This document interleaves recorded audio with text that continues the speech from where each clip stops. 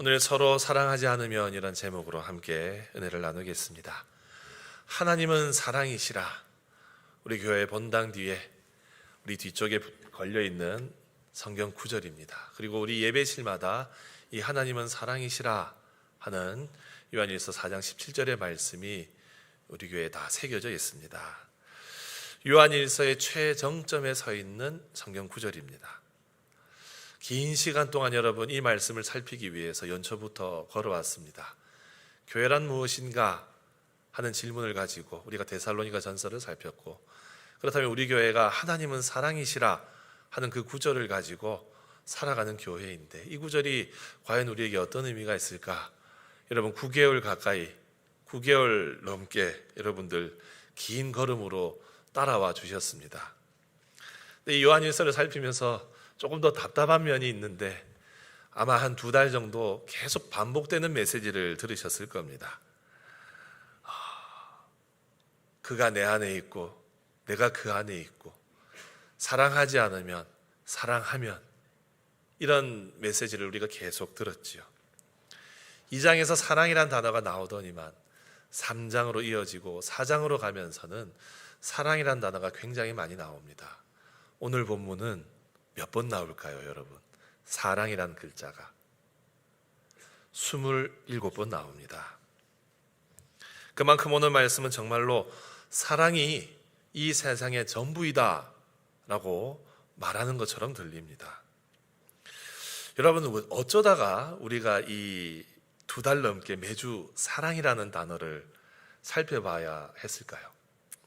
왜 하나님께서는 우리 교회에 사랑이라는 단어를 매주 묵상하게 하셨을까요? 이 질문에 대한 대답이 바로 하나님은 사랑이시라가 아닐까 싶습니다. 하나님은 사랑이시기 때문에, 하나님 자신이 사랑이시기 때문에, 사랑의 본질이시기 때문에 우리는 매주 사랑을 묵상하면서 하나님 앞에 서온 것이죠. 요한일서에서 사랑이라는 단어는 아가페 혹은 아가파오라는 동사가 쓰이고 있습니다. 아시겠지만 이 아가페라는 단어는 하나님의 사랑을 뜻할 때 쓰입니다. 그래서 이 아가페는 단순한 어떤 사랑의 감정, 아니면 희생적인, 감각적인 사랑, 이런 것을 뜻하는 단어가 아닙니다. 이 아가페에는 의지가 담겨 있습니다. 사랑할 수 있는 이유가 아무것도 없음에도 불구하고 사랑하는 것, 그것이 바로 아가페의 사랑입니다. 그래서 아가페는 무조건적인 사랑, 신적인 사랑, 그리고 희생적인 사랑을 뜻하죠. 그래서 이 아가페의 사랑은 우리가 결코 흉내낼 수 없는, 흉내조차 낼 수 없는 사랑입니다. 그런데 우리 주님께서 이 아가페 사랑으로 우리를 부르시고 계십니다. 아니, 이 사랑을 행하라고까지 말씀을 하십니다. 이 사랑을 행하는 자마다 하나님으로부터 나서 하나님을 안다고 말하고 있어요. 이 신적 사랑을 행하도록 우리 주님은 우리를 부르고 계십니다.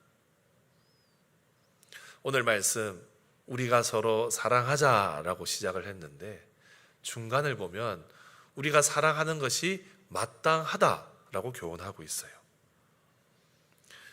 왜 당연히 사랑하는 것이 마땅하다라고 말할까요? 왜 사랑하자라고 권면할까요? 그 이유는 우리가 사랑하며 살지 않고 있기 때문에 그렇습니다. 하나님은 사랑이신데, 하나님을 아는 사람, 하나님의 자녀된 사람은 사랑해야 하는데, 우리의 삶에 사랑의 열매가 그렇게 많이 맺히지가 않아요. 우리의 연약함과 우리의 죄성 때문에 사랑하라는 이 명령을 우리가 듣더라도 한 귀로 흘려버리고 마음밭에 새겨지지 않기 때문입니다.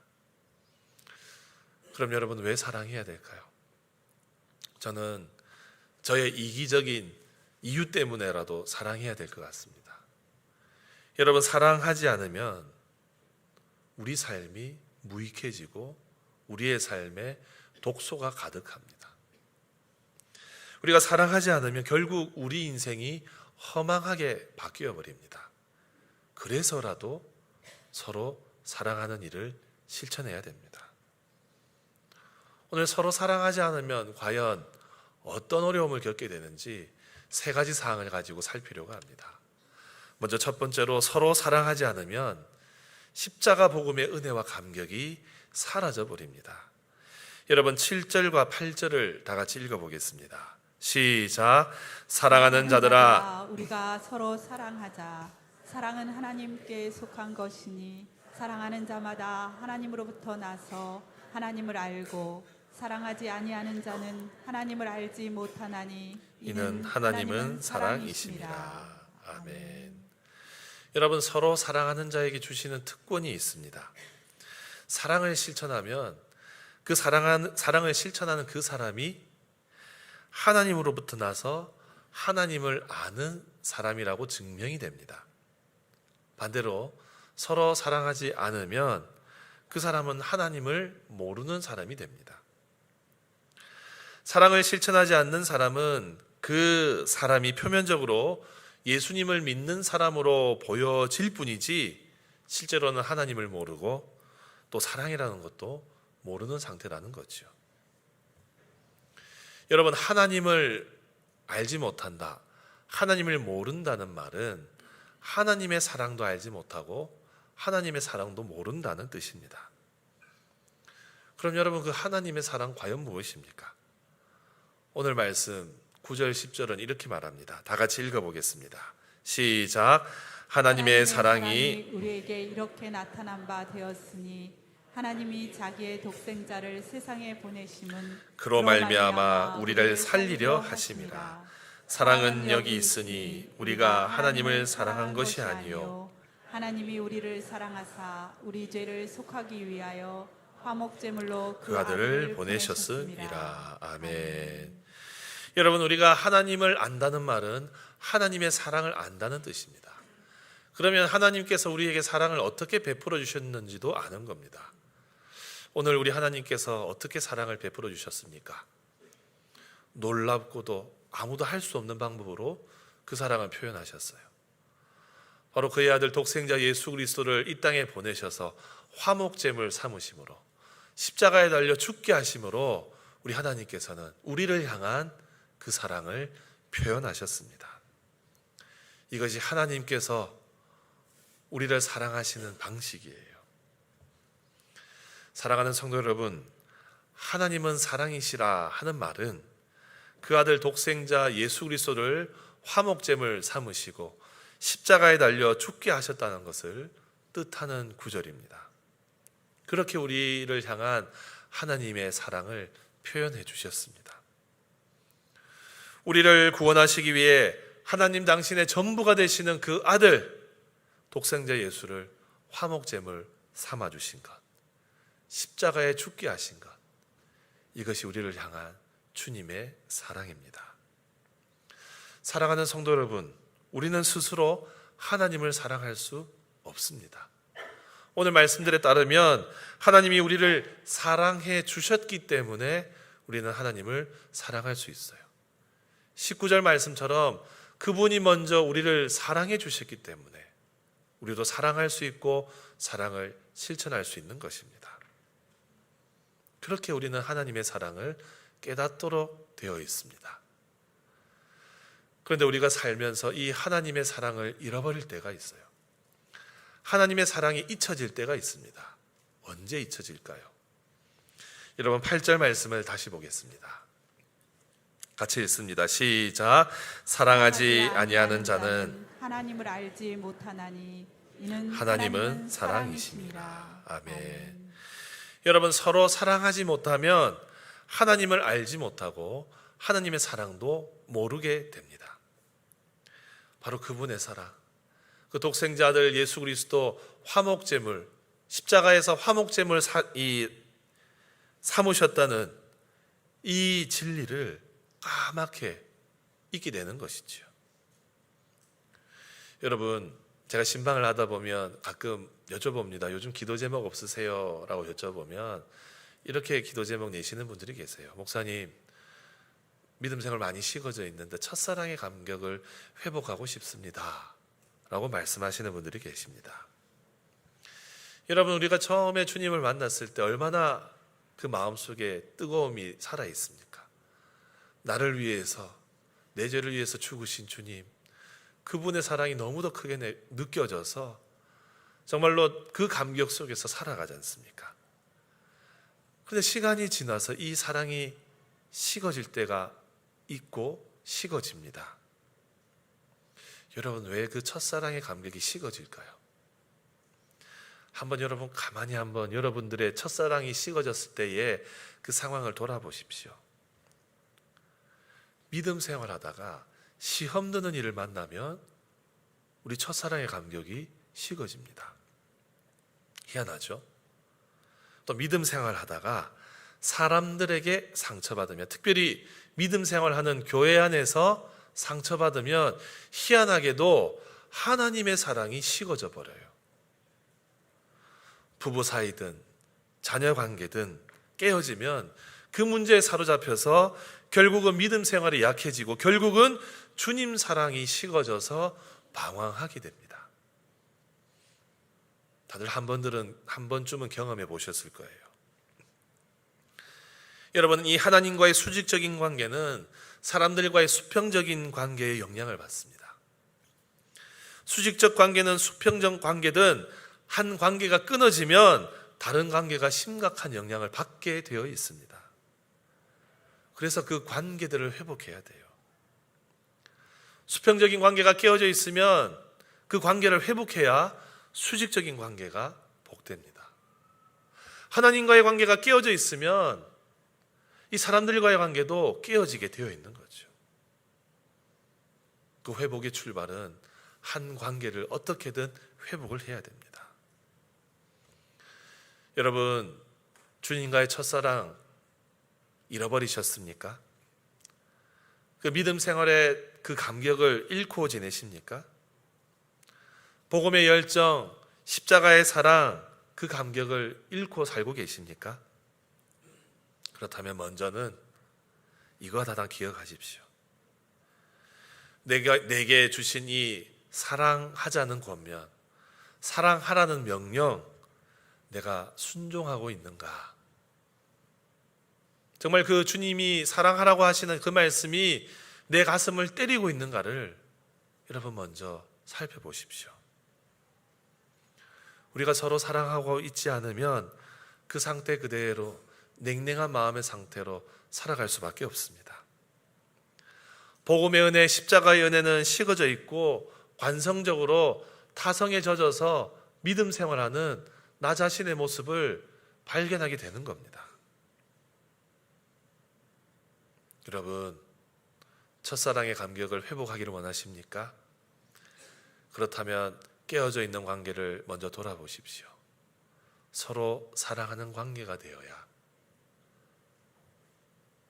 우리 안에 주님의 사랑, 주님의 은혜, 복음의 감격이 회복될 줄 믿습니다. 근데 여러분, 우리 현실적으로 잘 되지 않아요. 그 관계를 그냥 방치하고 살 때가 더 많습니다. 복음의 은혜를 잃어버리고 그냥 그 상태 그대로 사는 때가 너무 많다는 거죠. 그럼 여러분, 계속 방치하면 어떻게 될까요?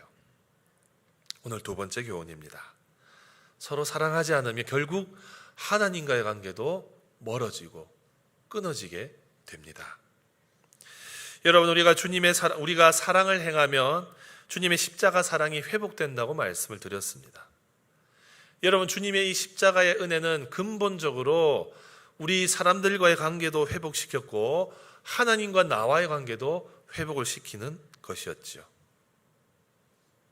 11절을 보시면 사랑하는 자들아, 하나님이 이같이 우리를 사랑하셨은지 우리도 서로 사랑하는 것이 마땅하다 하는 것은 바로 하나님과의 관계, 이 사랑으로 인하여서 모든 관계가 회복되었을 때 하나님뿐만 아니라 서로가 다 사랑할 수 있게 되는 마땅한 관계가 된다고 오늘 성경은 말하고 있어요.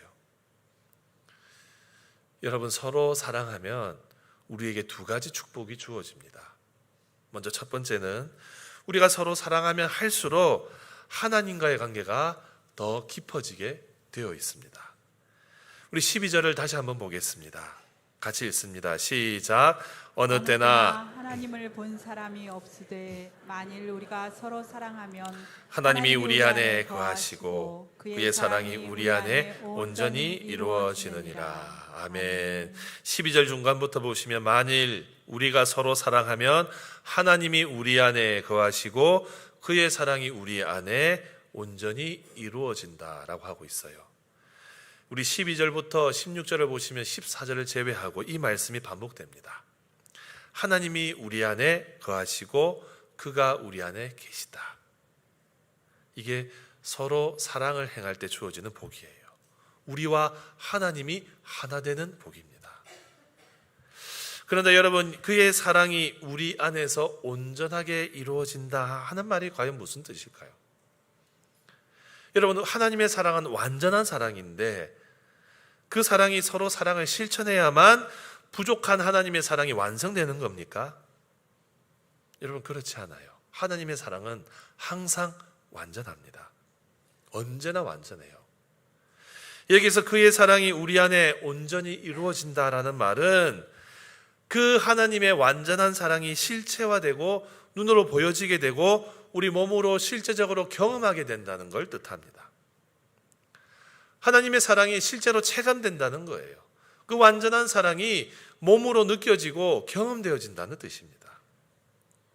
이게 서로 사랑할 때 우리가 경험하는 축복이에요. 또 다른 축복은 무엇이냐? 서로 사랑하면 할수록 성령님이 늘 함께 하시는 삶을 누리게 됩니다. 13절입니다. 다 같이 읽어봅시다. 시작. 그의 성령을 우리에게 주심으로 우리가 그 안에 거하고 그가 우리 안에 거하시는 줄을 우리가 아느니라. 아멘. 여러분, 사랑을 실천하는 사람은 성령님이 함께 하십니다. 성령님이 우리와 함께 하신다는 뜻은 우리가 예수 그리스도를 입으로 시인하여 믿은 사람들, 그 고백인 거죠. 그래서 15절 말씀처럼 누구든지 예수를 하나님의 아들이라 시인하면 하나님이 그의 안에 거하시고 그도 누구 안에 있다고요? 하나님 안에 거하느니라. 바로 서로 사랑하면 이 성령 충만을 경험한다는 말이에요. 사랑하는 성도 여러분, 우리가 하나님이 우리를 사랑하신다는 이 사실을 알고 믿고 있다면, 또 우리가 그의 사랑 안에 거하고 있다면 여러분, 하나님이 우리와 함께 하신다는 것 의심할 필요가 없습니다. 우리가 서로 사랑하면 바로 이 하나님과의 수직적인 관계가 체감적으로 완전해지는 것, 이것이 서로 사랑의 은혜인 거예요. 그런데 여러분, 한 설교가는 우리의 죄성을 이렇게 지적을 합니다. 사람들과의 관계가 깨어져 있는데 저는 하나님과의 관계는 좋습니다 하는 것, 그거 거짓말입니다 라고 말해요. 그런 일은 있을 수 없다라고 말해요. 여러분, 사람들과의 관계가 깨어져 있으면 하나님과의 관계도 소원해집니다. 여러분, 그것은 기도하고 말씀 생활 열심히 한다고 회복되는 거 아니에요. 서로 사랑해야 회복되는 거예요. 여러분, 깨어진 관계가 있으면서 겉으로는 믿음 생활 잘하고 있는 것처럼 사는 것, 그것은 위선입니다. 오늘 우리 주님이 결코 그렇게 말씀하시지 않으셨어요. 정말로 나와 깊은 관계를 맺기를 원하느냐? 그러하다면 깨어진 관계부터 회복하고 오너라. 이것이 오늘 주님이 우리에게 말씀하시는 가슴 때리는 말씀입니다. 사랑하는 성도 여러분, 우리 교회 올해 표어가 무엇입니까? 우리 9월 맞이하여서 또 바꿨습니다. 하나님께 가까이함이 내게 복이라. 여러분, 정말로 하나님께 가까이 가기를 원하십니까? 하나님께 가까이함이 내게 복이 되기를 원하십니까? 그렇다면 서로 사랑하십시오. 우리가 말씀과 기도를 통하여서 주님께 가까이 갈 수 있지만 오늘 말씀은 이것보다 더 중요한 것, 하나님의 사랑을 온전히 경험하는 현장은 우리가 사람을 용서하고 원수를 사랑하는, 서로 사랑하는 그 현장에서 하나님을 가까이 만날 수 있다고 분명히 우리에게 도전합니다.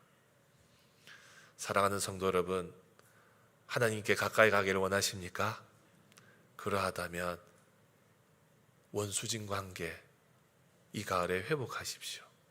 먼저 용서하시고 사랑하십시오. 바로 그때에 이 하나님의 온전하신 사랑이 우리의 삶에서 체감될 줄 믿습니다. 이 가을에 이 은혜가 우리 모두에게 함께하기를 주님의 이름으로 축복합니다. 마지막 세 번째는 서로 사랑하지 않으면 신앙생활에 활기를 잃게 되어 있습니다. 여러분, 이건 당연한 거예요. 첫사랑의 감격을 잃은 상태는 신앙생활의 활기를 잃게 되어 있어요. 하나님과의 관계가 멀어져 있으면 우리 교회 생활하고 믿음 생활하는 것 재미없어집니다. 그런데 여러분, 오늘 말씀은 다시 담대하게 회복될 수 있는 방법을 알려줍니다. 우리가 이 믿음 생활 재미없어지면 생겨나는 낙심하는 마음, 부정하는 마음, 두려운 마음 다 청산하고 새 출발할 수 있는 방법을 제시합니다. 그게 뭘까요? 첫 번째, 두 번째 반복해서 들었어요. 서로 사랑하는 거예요. 서로 사랑하면 우리의 믿음 생활이 다시 당당해지고 담대해질 수 있습니다.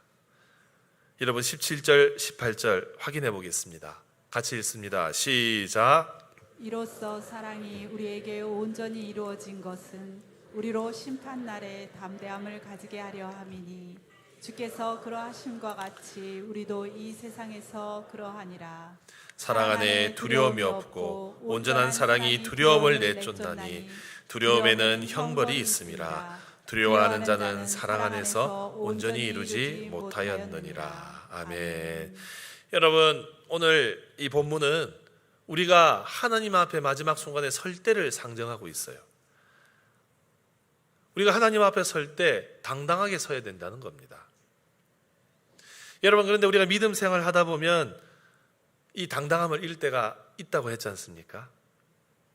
첫사랑의 감격이 식어지면 주님 앞에 설 때 우리가 고개를 숙일 수밖에 없어요.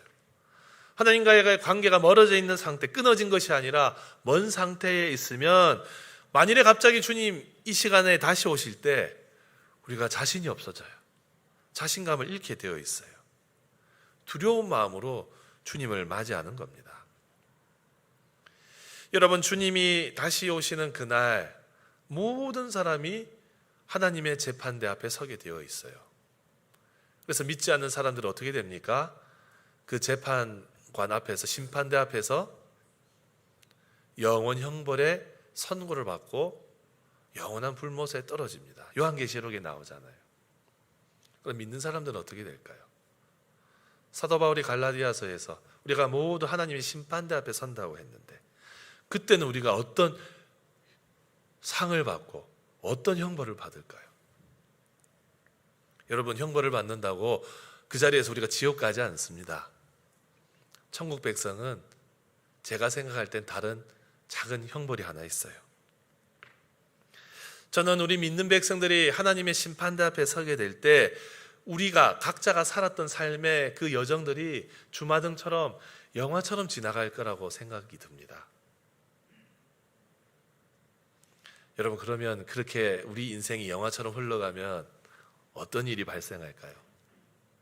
분명히 박수받고 칭찬받는 사람들이 있을 거예요. 그런데 가끔 부끄러워지는 사람도 있을 겁니다. 왜 그럴까요? 사람들 몰래 죄 지은 거 그때 들통날 수 있어요. 우리가 하나님 앞에 정직하게 살지 못했던 그 순간들이 그때 주마등처럼 흘러가면서 민망해서 우리 스스로 고개 들지 못하는 그런 상황이 생길 수 있어요. 저는 오늘 말씀에 두려움에는 형벌이 있음이라 하는 이 구절이 바로 우리가 만일에 주님의 심판대 앞에 서게 된 형벌이 있다면 우리의 부끄러운 과거 때문에 얼굴 들지 못하는 그것일 수 있겠다. 저는 조심스럽게 생각해 봅니다. 여러분, 주님 앞에 섰을 때 부끄럽지 않으려면 오늘 말씀대로 서로 사랑해야 됩니다. 서로 사랑하지 못했던 그 순간들이 주마등처럼 지나갈 거예요. 원수 삼아서 마음속에서 곱씹고 있고 미워했던 것들이 다 그 순간에 지나갈 거예요. 여러분, 그때 고개 푹 숙이고 계시겠습니까? 그게 어떻게 보면 우리가 심판대 앞에서 받게 될 형벌일 수 있어요. 그렇다면 여러분, 오늘 말씀은 우리에게 다시 기회를 제공합니다. 삶의 마지막 순간까지 당당하게 살 수 있는 방법을 제시합니다. 우리가 주님 앞에 서게 됐을 때 우리 모두가 우리의 삶이 정말로 지나가는 그 순간에 다시 우리가 당당하게 사람들 앞에, 하나님 앞에 설 수 있는 방법을 제시합니다. 무엇입니까? 우리의 삶의 마지막 순간까지 서로 사랑하며 사는 것입니다. 사랑하는 성도 여러분, 두려워하는 사람은 하나님의 사랑을 체험하지 못하는 악순환 속에서 벗어나지 못합니다. 이것을 끊을 수 있는 방법을 오늘 말씀은 서로 사랑하는 거라고 가르칩니다. 사랑하는 성도 여러분, 말씀을 맺습니다. 저는 오늘 이기적인 이유 때문에라도 저는 서로 사랑해야 되는 교훈을 마음에 새길 거라고 했습니다. 사실 내 영혼이 살기 위해서라도 우리는 서로 사랑해야 됩니다. 여러분, 내 삶의 십자가의 복음, 십자가의 그 구원의 감격이 다시 살아나기를 원하십니까? 내 삶에서 하나님이 함께 하심을 정말로 생생하게 체험하기를 원하십니까? 나의 식어져 있는 신앙생활 다시 활기차게 하기를 원하십니까? 우리 주님은 우리의 이러한 마음을 아시고 치유하고 회복시키시기를 원하십니다. 그래서 오늘 말씀 우리에게 생활 숙제를 하나 내어주고 있어요. 제자훈련 생활 숙제 20절과 21절입니다. 우리 다 같이 한번 읽어봅시다. 시작. 누구든지 하나님을 사랑하노라 하고 그 형제를 미워하면 이는 거짓말하는 자니 보는 바 그 형제를 사랑하지 아니하는 자는 보지 못하는 바 하나님을 사랑할 수 없느니라. 우리가 이 계명을 하나님을 사랑하는 자는 또한 그 형제를 사랑할지니라. 아멘. 여러분, 오늘 우리 주님의 말씀 음성은 단호합니다. 너희가 눈에 보이는 형제자매도 사랑하지 못하는데 어떻게 나를 사랑한다고 말할 수 있느냐? 눈에 보이는 형제자매도 용서하지 못하고 사랑하지 못하면 너는 내 속에 있지 않고 너는 나를 사랑하는 것이 아니다. 여러분, 주님이 이렇게 말씀하고 계세요. 눈에 보이는 사람도 사랑하지 못하는데 우리가 어떻게 하나님을 사랑한다고 말할 수 있겠습니까? 결코 그럴 수가 없습니다. 사랑하는 성도 여러분, 예수님을 믿는 모든 사람은 제자의 길을 걷는 사람들입니다. 이 제자들에게 우리 주님이 제자훈련 생활 숙제를 내어주셨습니다. 우리의 믿음 생활 초심을 잃고 첫사랑의 감격을 잃고 신앙생활이 재미없어진 모든 자들에게 지금 생활 숙제 내어주셨어요. 가서 용서하고 가서 사랑하라고. 여러분, 이것이 지금 우리 교회 모든 성도들에게 주시는 생활 숙제입니다. 여러분, 곧 명절도 다가옵니다. 형제 자매 만나고 부모 자식 만나는 날이 옵니다. 그런데 그 관계가 깨어져 있을 수 있어요. 고부간의 관계도 있어요. 그 관계 때문에 어려워하는 성도들 있을 수 있어요. 또 믿음 생활하면서 상처 주고 상처받았던 관계들도 있을 것입니다. 직장 생활하면서 사회 생활하면서 용서하지 못하고 미운 감정 가지고 사는 그런 사람들 우리 안에 다 하나쯤 있어요. 그렇다면 여러분, 이 말씀 어떻게 실천할 수 있습니까? 이 말씀 그대로 여러분 서로 사랑하십시오.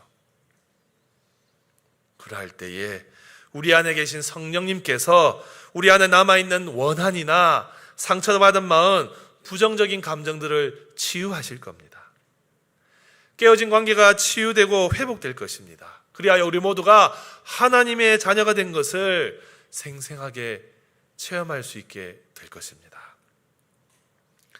사랑하는 성도 여러분, 우리의 삶의 마지막 순간까지 서로 사랑하라는 이 말씀을 실천하면 우리 모두가 주님의 심판대 앞에 당당하게 설 수 있습니다.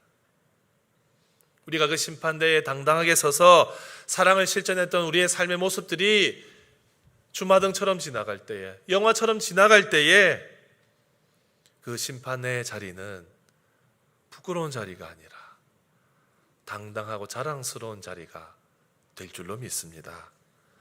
사랑하는 성도 여러분, 이번 한 주 깨어진 관계 회복하십시오. 그게 하나님은 사랑이시라는 이 말씀을 살아내는 우리의 실천이 될 줄로 믿습니다. 이번 한 주 이 말씀 붙잡으시고 서로 사랑하라는 말씀에 순종하는 우리 모두가 되시기를 주님의 이름으로 축복합니다.